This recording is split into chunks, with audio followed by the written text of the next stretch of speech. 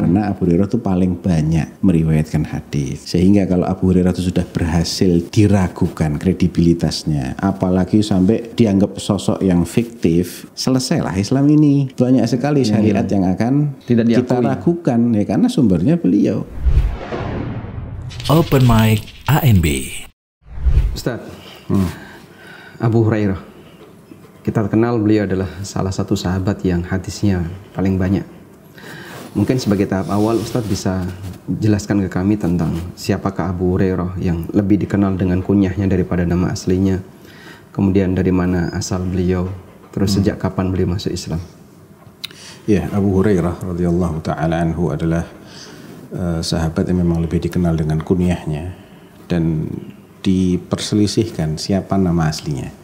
Yang paling terkenal dari sekitar 18 qaul, 18 pendapat ya, tentang namanya Abu Hurairah itu siapa. Yang paling populer adalah Abdurrahman bin Sakhr Ad-Dausi, dari kabilah Daus, dari Yaman. Ada yang mengatakan Abdu Amr bin Abdi Ghanam, ada yang bilang Abdu Syams. Beliau masuk Islam pada tahun ke-7 Hijriah. Di awal tahun ke-7 Hijriah, sebelum Nabi berangkat sallallahu alaihi wasallam berangkat ke Khaybar, ya, sebelum menaklukkan kota Khaybar. Namun ada riwayat lain yang mengatakan beliau ikut dalam penaklukan kota Khaybar. Dan umurnya sekitar 28-30 tahun, sekitar itu. Pertemuan pertama dengan Nabi SAW. Iya, jadi hijrahnya Abu Hurairah dari negerinya, dari Daus itu, nama kabilahnya kabilah Daus. Jadi Abu Hurairah atau Abdurrahman bin Sakhr Ad-Dausi hijrah, meninggalkan kampung halamannya dari Yaman, dan Yaman di masa itu lebih luas daripada Yaman sekarang. Oh gitu. Jadi wilayah sebelah selatan Makkah itu namanya Yaman. Selatan Mekah. Iya, selatan Mekah itu namanya Yaman. Jadi lebih luas daripada Yaman hari ini yang itu terbatas di negara Yaman. Iya, gitu. Baik, dari tahun 7 Hijriah beliau masuk Islam. Berarti pertemuan dengan Nabi SAW dari tahun 7 sampai tahun 11, kurang lebih 4 tahun. Lalu jadi pertanyaan, kenapa Abu Hurairah hadisnya paling banyak dengan waktu yang lebih singkat dibandingkan sahabat-sahabat senior? Ya, karena pertama ada sisi takhusus. Sisi takhusus artinya memang Abu Hurairah ini fokus, tidak tersibukkan dengan sebagaimana manusia pada umumnya yang harus kerja, nafkahi keluarga, jualan di pasar, sehingga ada sebagian waktu yang tidak dihabiskan untuk bersama dengan Rasulullah Sallallahu Alaihi Wasallam. Termasuk sahabat-sahabat senior sekali Abu Bakar dan Umar itu, mereka sebagaimana manusia pada umumnya yang punya keluarga, mereka harus cari nafkah. Abu Hurairah tidak melakukan itu semua, dan beliau itu hanya fokus ingin menjadi orang yang pertama kali dengar hadis dari Nabi Sallallahu Alaihi Wasallam. Masya Allah. Dan beliau mengatakan itu. Kenapa kok Abu Hurairah dibilang banyak hadisnya? Orang-orang mempermasalahkan, ini katanya Abu Hurairah sendiri, orang-orang mempermasalahkan kok banyak sekali hadisnya Abu Hurairah itu. Jawab beliau, ya karena sahabat yang lain itu tersibukkan dengan harus jualan di pasar, ya tidak bisa setiap hari bermajlis dengan Nabi SAW. Sedangkan Abu Hurairah, wa kuntu imra'an atba'u Rasulullah sallallahu alaihi wasallam, atau alsaq bi Rasulillah SAW ala shib'i batni, fi riwayah ala mil'i batni. Anak ini cuman sekedar bisa ganjel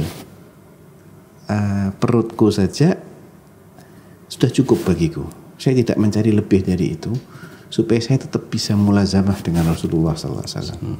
Itu yang pertama. Jadi emang dari segi waktu yang beliau curahkan itu jauh lebih banyak daripada sahabat yang lain.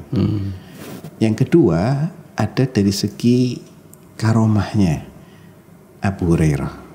Ya, suatu ketika Nabi SAW tanya kepada Abu Hurairah, "Ala tas'aluni min hadhil maghanim kama yas'aluni ashabuk?"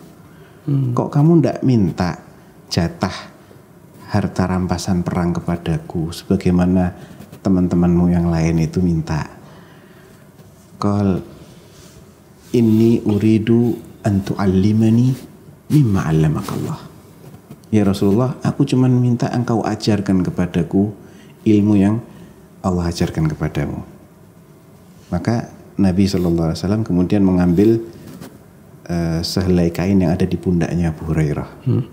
Beliau ambil, beliau bentangkan gitu di hadapannya Abu Hurairah. Abu Hurairah menatap kain itu.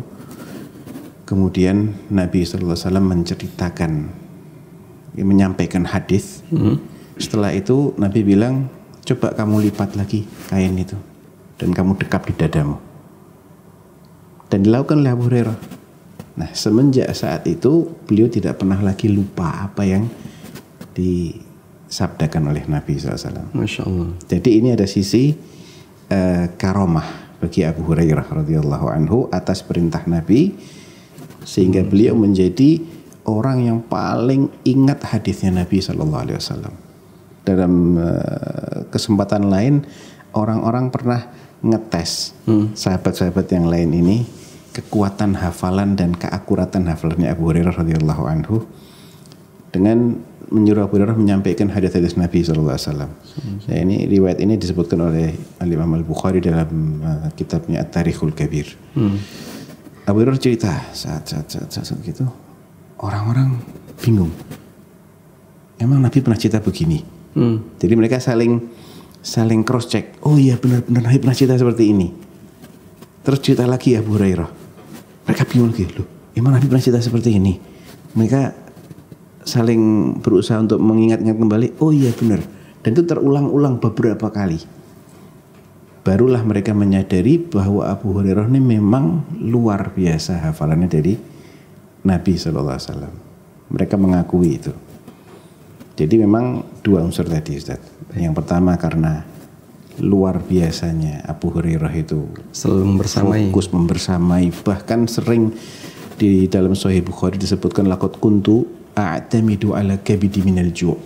Masya Allah. Saya ini pernah menggelepar-gelepar, sudah nggak bisa lagi bangkit karena saking kelaparannya. Ada yang bilang Abu Hurairah kan tinggalnya di masjid. Di bagian belakang Masjid Nabawi itu. Berarti termasuk Ashabus Suffah. Betul, Ashabus Suffah. Orang-orang yang tidak punya rumah, mereka nginepnya di Masjid Nabawi di bagian belakang itu. Nah, Abu Hurairah sering kelihatan seperti orang ayan. Orang, karena kalau ayannya lagi kambuh itu kan kayak kejang-kejang saking kelaparannya Abu Hurairah. Orang bilang ini lagi kambuh ini ayannya, padahal itu semua karena kelaparan. Jadi siap berlapar-lapar, tidak menyibukkan diri dengan bekerja sebagaimana mestinya manusia, kemudian dia bisa hidup lebih nyaman gitu, tidak. Beliau mencukupkan, pokoknya saya tidak mati aja lah. Untuk jadi orang yang pertama kali mendengar hadisnya Nabi Sallallahu Alaihi Wasallam. Tadi Ustaz menyampaikan bahwa di zaman sahabat sendiri sudah ada isu bahwa mereka meragukan validitas hadisnya Abu Hurairah radhiyallahu anhu. Terus ketika menyikapi itu, sahabat senior atau sikap Abu Hurairah sendiri gimana? Iya, beliau menjelaskan dengan penuh ketawadhuan. Di antaranya beliau mengatakan, hadisnya juga sahih ini, ma min ahadin min ashabi Rasulillah sallallahu alaihi wasallam aktsara haditsan minni illa ma kana min Abdullah bin Amr bin al-As. Sebetulnya tidak ada di antara para sahabat Nabi yang meriwayatkan hadis lebih banyak daripadaku, kata Abu Hurairah. Kecuali satu sahabat, yaitu Abdullah bin Amr ibn al-As. Li'annahu kana yaktub wala aktub. Karena Abdullah bin Amr bin al-As ini rajin nyatet hadisnya Rasulullah, sedangkan aku tidak. Pertanyaannya, kok faktanya yang nyampe ke kita tetap lebih banyak Abu Hurairah? Nah, jawabannya karena Abdullah bin Amr bin al-As itu lebih menyibukkan dirinya dengan ibadah sepeninggal wafatnya Rasulullah SAW.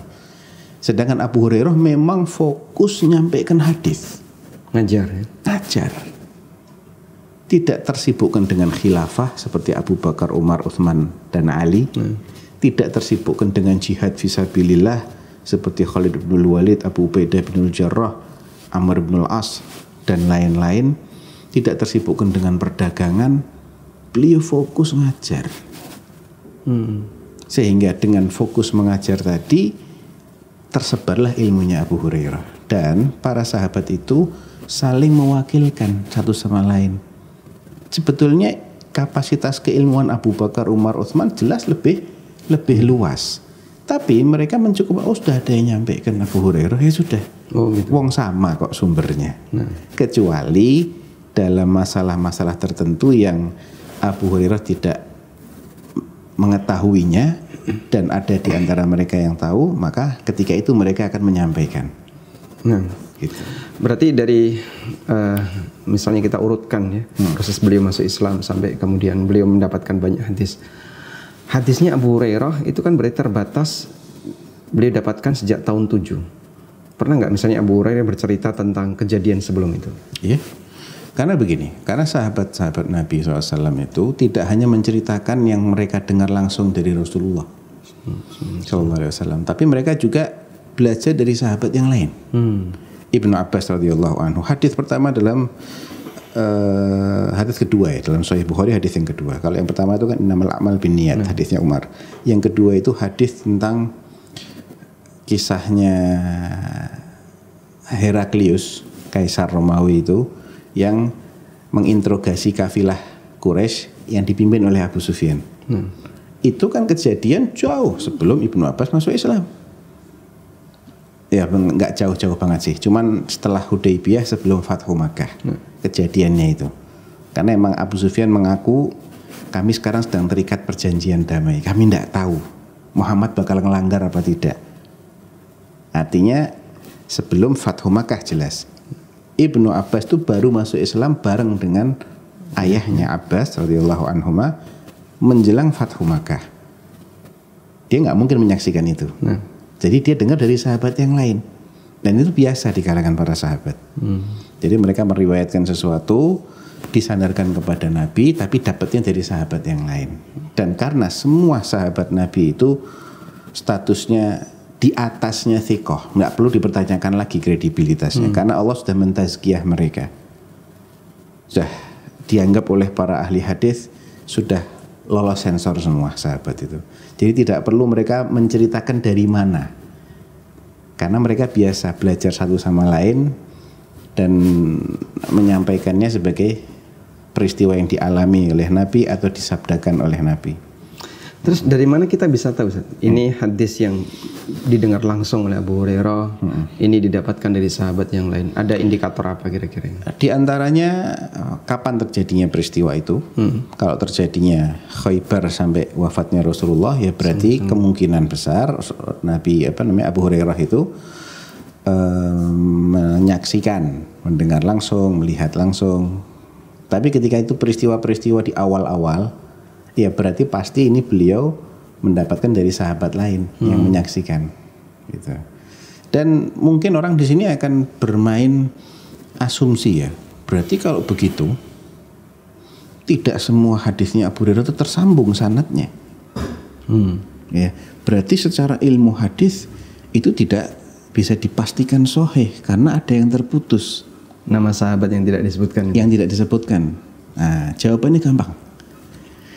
Allah Subhanahu wa ta'ala sudah berjanji menjaga agamanya dengan menjaga Al-Quran. Menjaga Al-Quran itu otomatis akan menyebabkan sunnah Nabi juga terjaga dan bahasa Arab juga terjaga. Karena Al-Quran diturunkan oleh Allah sebagai kitab hidayah kan. Dzalikal kitabul la raiba fihi hudan lil muttaqin. Di ayat yang lain hudan linnas. Yang namanya hudan itu artinya petunjuk. Kalau petunjuk itu berarti dia harus bisa difahami dengan baik dan benar, harus bisa dijalankan. Sedangkan dalam bahasa Arab, bukan dalam bahasa Indonesia, otomatis bahasanya masih terjaga sampai hari kiamat. Tidak akan rusak bahasa Arab ini. Yang kedua, Al-Quran itu perlu penjelasan, perlu juklak dari sunnahnya Nabi SAW. Otomatis sunnahnya mesti terjaga, pasti terjaga. Karena kalau sunnahnya Nabi SAW tidak terjaga, ya pastilah Al-Quran gak bisa jadi petunjuk lagi. Orang tidak akan bisa mengikuti Al-Quran karena sunnahnya sudah kacau balau. Nah, dari sini Allah punya cara sendiri dalam menjaga sunnah. Intinya, Kalau kaidah itu disebutkan dalam ilmu hadis misalnya, kenapa mereka mempersyaratkan tidak boleh terputus sanadnya?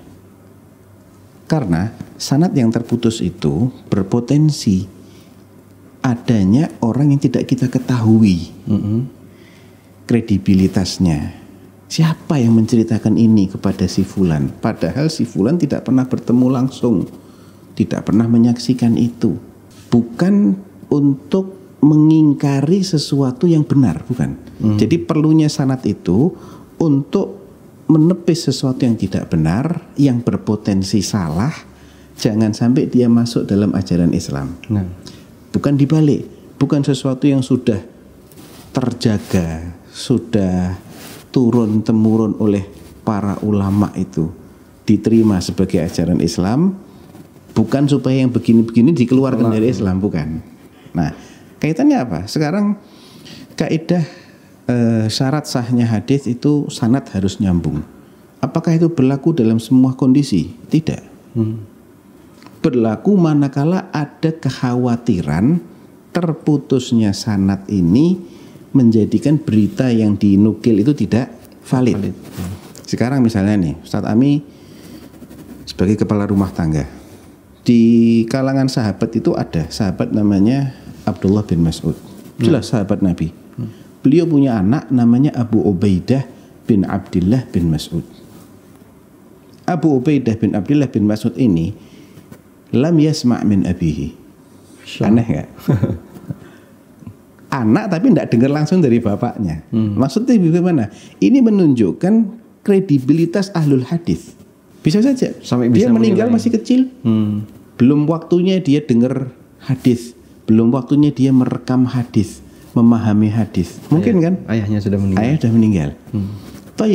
Tapi para ulama tidak mempermasalahkan ketika Abu Ubaidah bin Abdullah bin Mas'ud ini meriwayatkan dari bapaknya tanpa menyebut perantara. Kenapa? Karena dia pasti mendengarnya kalau tidak dari ibunya, dari kakaknya, atau dari pamannya. Orang-orangnya tidak mungkin keluar kalau tidak ini ya si fulan, ya berarti si fulan atau si fulanah. Dan mereka semua orang-orang yang thikoh, tidak ada masalah. Karena kekhawatiran adanya sosok misterius yang menjadi mata rantai itu tidak ada lagi dalam kasusnya Abu Ubaidah. Masya Allah. Nah, jadi kaidah-kaidah itu dirumuskan oleh para ulama untuk memudahkan kita belajar. Namun jangan lupa bahwa setiap kaidah itu ada pengecualian. Nah, ini yang jadi domainnya para ulama kita. Mereka tahu kapan ini dikecualikan. Termasuk pengecualian riwayat sahabat terhadap ketika seorang sahabat meriwayatkan kejadian yang tidak beliau hadiri. Mereka mengatakan ini dengar dari sahabat yang lain. Sahabat yang lain tuh mau misterius tidak ada masalah. Yang penting dia sahabat Nabi, maka sudah dijamin pasti akan valid. Baik. Sebenarnya pastinya berapa Ustaz? Hadisnya Abu Hurairah sehingga disebut paling banyak. Kalau yang ada dalam Sahih Bukhari plus Sahih Muslim itu sekitar 500 sekian belas. Artinya dari segi matannya ya Ustaz ya. Kalau sanad tuh bisa banyak, tapi redaksinya kan yang dari Abu Hurairah. Artinya redaksi bahas tentang ini. Nah, itu sanadnya itu murid-muridnya mungkin banyak. Ada sebagian ulama yang menghitung jalur-jalur itu sebagai hadis tersendiri. Ada lagi yang hanya melihat kepada redaksinya. Kalau dilihat pada redaksinya maka sekitar 1000 butir saja. Total semua yang pernah disampaikan sekitaran segitu. Tapi kalau dilihat dari pengulangannya, sanad-sanadnya, maka menurut musnadnya Baqi ibnu Makhlad al-Andalusi, dan musnad Baqi ibnu Makhlad itu dianggap sebagai musnad yang paling banyak kandungan hadisnya, melebihi musnadnya Imam Ahmad. Ya. Cuman sayang tidak sampai ke tangan kita. Ya. Saya tahu ini antum mesti mikir-mikir nih. Begitu ada hadis yang hilang ya. Oh tenang aja, enggak ada yang hilang. Allah sudah jaga agama ini.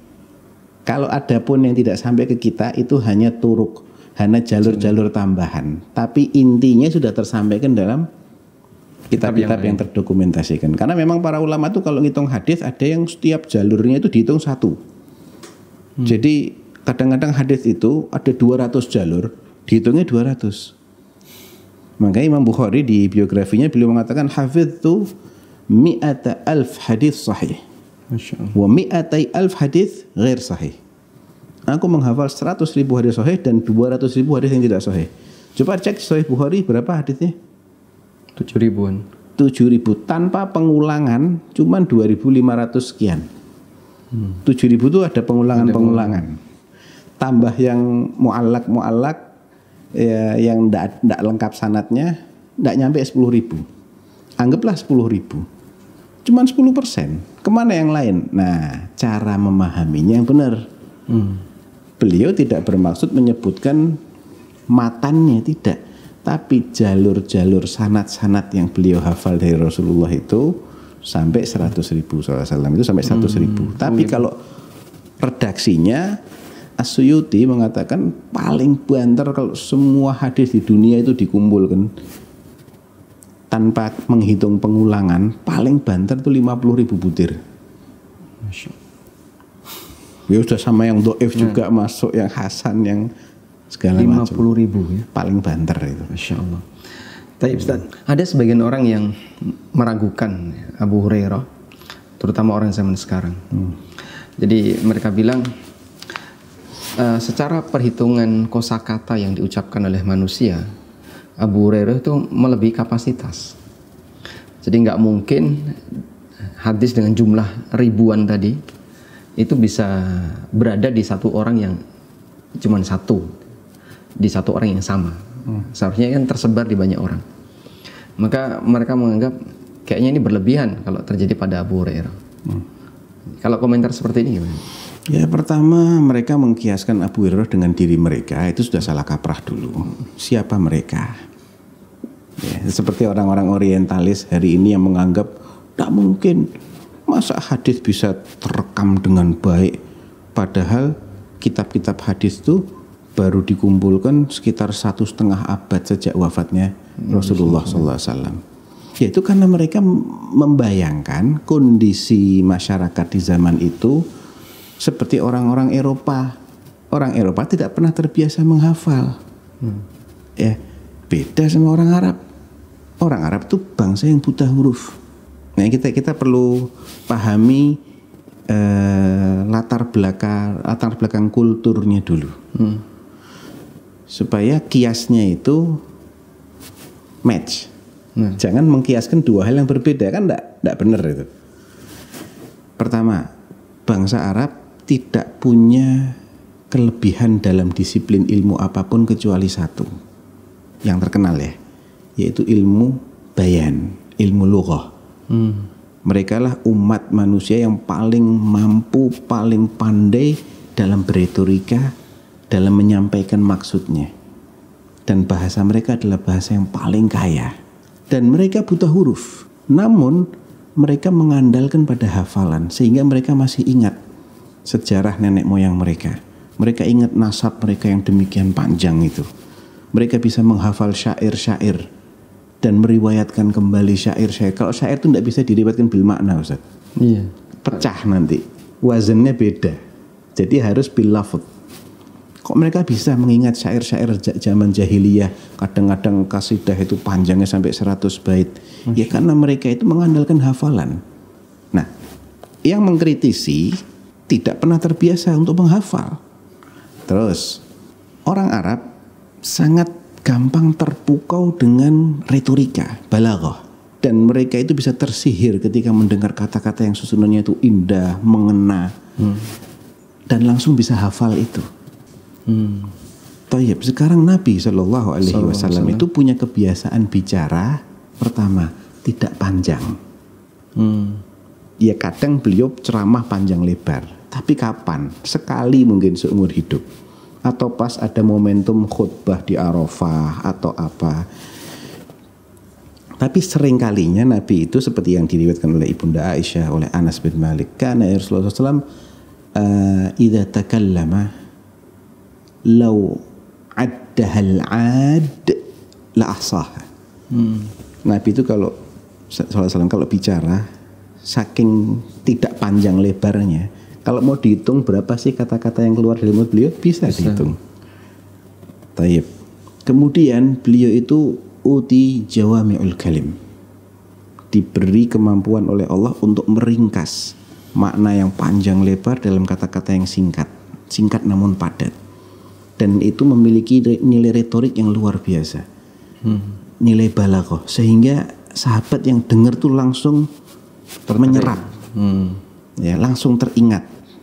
Pertama, ngomongnya tidak panjang lebar, bicaranya tidak panjang lebar. Yang kedua, singkat dan padat, nilai retorikanya tinggi, balaghahnya tinggi. Yang ketiga, beliau sering mengulang sampai 3 kali. Idza takallama a'adaha thalathan liyuqala anhu. Diulang sampai 3 kali biar benar-benar difahami. Yang keempat, tidak bertubi-tubi.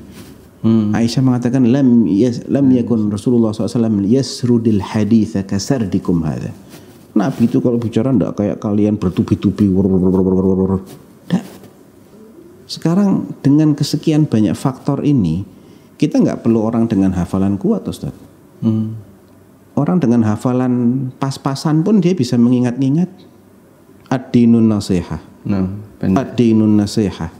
Ad-dinun nasihah. Qulna liman ya Rasulullah? Lillah. Wali kitabihi. Wali rasulihi. Wali a'immatil muslimina wa ammatihim. Innamal a'malu binniyat. La darar wa la dhirar. Gini. Jadi itulah faktor-faktor dari sekian banyak faktor yang menjadikan ucapan beliau itu mudah untuk dihafal.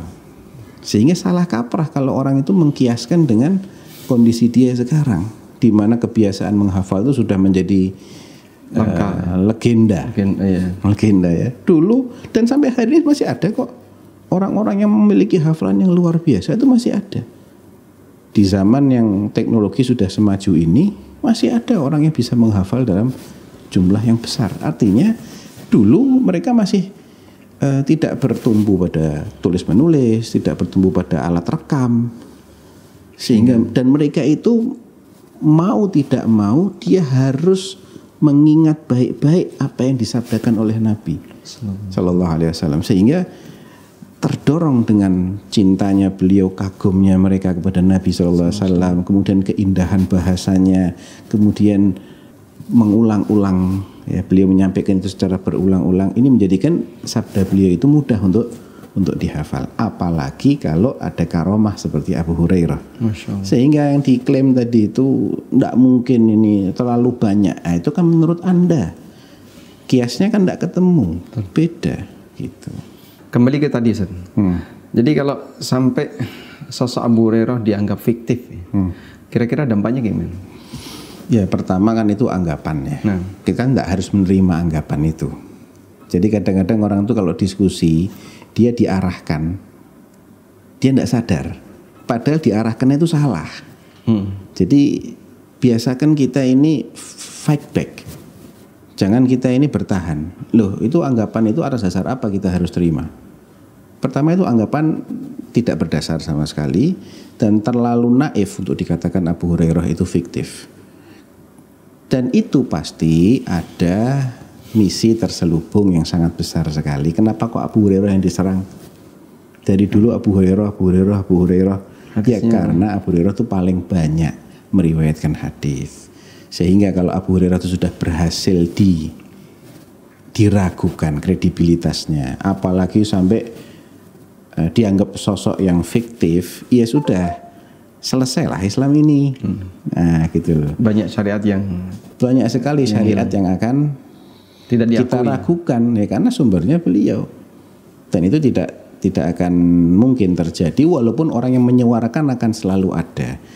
Jadi kita tetap yakin dengan kejelian ilmu hadis yang sudah dirumuskan oleh para ulama dalam memverifikasi hadis Nabi dan sallallahu alaihi wasallam, dan memastikan bahwa setiap hadis yang menjadi pijakan amaliyah kaum muslimin yang merupakan bagian yang tidak terpisahkan dari rukun-rukun Islam, pengamalan sholat, itu pasti adalah hadis yang terpelihara, sahih. Ya, karena Allah sudah berjanji untuk menjaga dan Al-Quran ini, dan itu adalah konsekuensi dari terjaganya Al-Quran. Jadi kita tidak usah merasa sok lebih apa ya istilahnya, lebih punya ghirah untuk melindungi Islam gitu ya daripada Allah Subhanahu wa taala. Tidak mungkin. Mau sehebat apapun mereka itu berdalih, mereka tidak akan bisa membuktikan secara ilmiah, dan lagi-lagi hanya main pada asumsi, kemungkinan. Yeah. Ini buktinya apa? Buktikan aja Abu Hurairah nggak ada. Nggak bisa. Nggak bisa. Gitu.